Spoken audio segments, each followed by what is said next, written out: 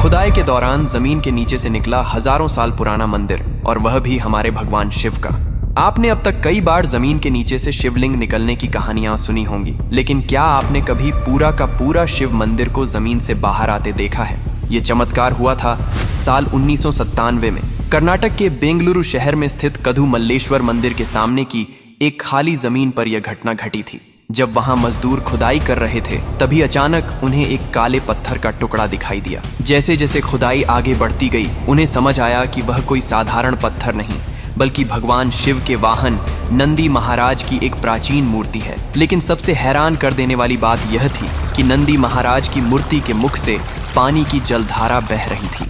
फौरन इसकी सूचना भारतीय पुरातत्व सर्वेक्षण विभाग ASI को दी गई। ASI की टीम जब मौके पर पहुंची और जांच की, तो यह चौंकाने वाला खुलासा हुआ कि यह नंदी महाराज की मूर्ति लगभग 1000 साल पुरानी है।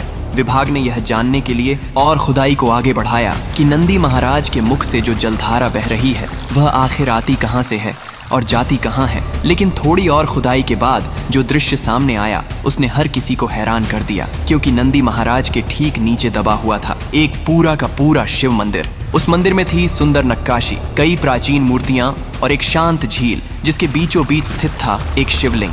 सबसे आश्चर्यजनक बात यह थी कि नंदी महाराज के मुख से गिरता जल बिल्कुल सटीक शिवलिंग के ऊपर गिर रहा था। ना कोई पाइपलाइन, ना कोई जल स्रोत, फिर भी वह जल गंगा जल की तरह बिल्कुल शुद्ध और निर्मल था। आज तक ASI यह नहीं समझ पाया कि वह जल आता कहां से है, लेकिन शायद यही वह बिंदु है जहां विज्ञान की सीमाएं समाप्त होती हैं और भगवान की लीला शुरू होती है। अगर आप भी महादेव के सच्चे भक्त हैं, तो दिल से बोलिए हर हर महादेव।